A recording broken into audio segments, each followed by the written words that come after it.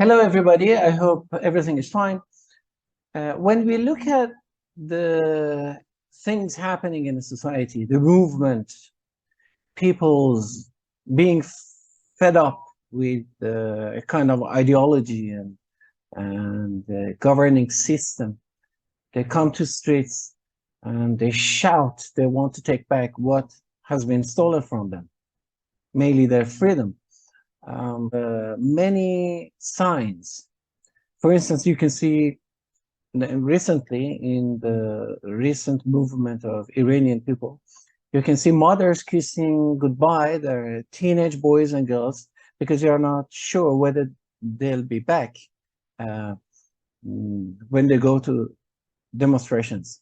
Um, when you see people jeopardize their life writing slogans on the wall, when you see people burning the pictures, the banners of those in power right now, at the risk of their life, um, when you see young girls dancing in the streets against all the regulations and burn their scarves, the mandatory hijab, um, these are all signs of a revolution.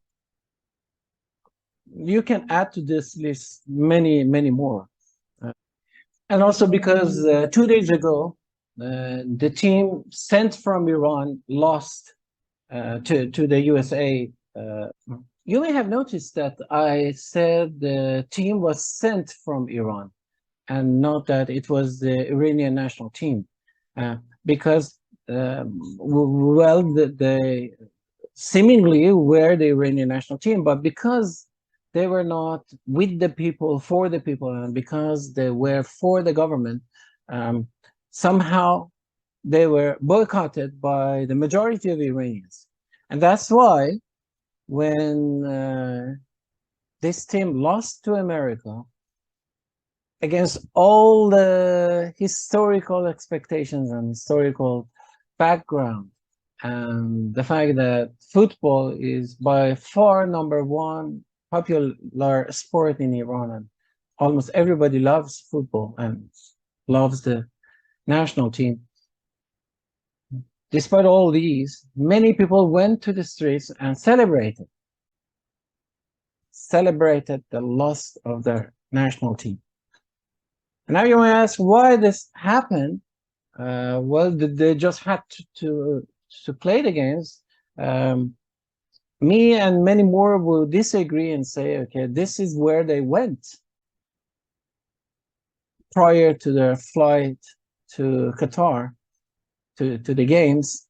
They went to see the so-called president. I don't even feel good to call him president. Okay, let's see how they stood before him. Now, these are the footballers standing with absolute respect before him. And this is when one of them bows like this. It's absolutely ridiculous. Yeah, for a champion to bow before a murderer. Now, why am I calling him a murderer? Because he was one of these four guys who in 1988, they were the DC, they were the death committee. What they did, if you don't know, okay, now it's time to know. What they did that summer, 1988, was based on the order of this guy, the first leader of this republic, of this Nekbat regime. They started killing prisoners who were just passing their sentence. Some were teenagers, most of them were in their 20s. Their crime was maybe carrying a book or talking against this leader or something like that.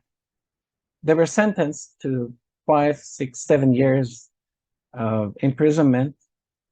Many of them were tortured, but as if it was not enough. So these four guys were in the committee who could decide which prisoner would die, would be executed. So nobody knows the exact number of the people killed by them.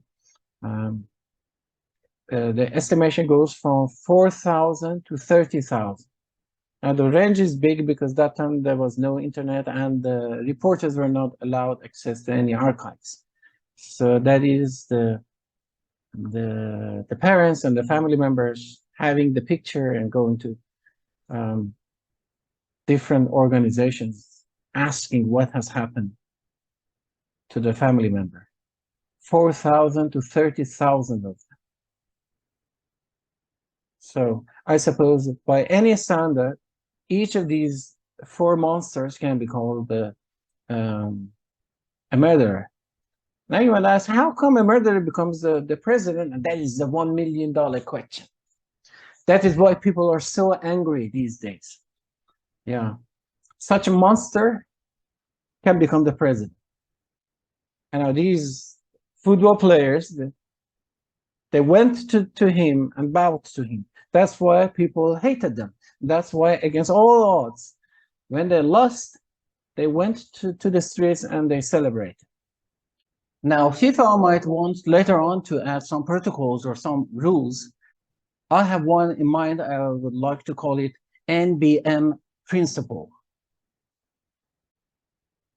Never bow to a murderer.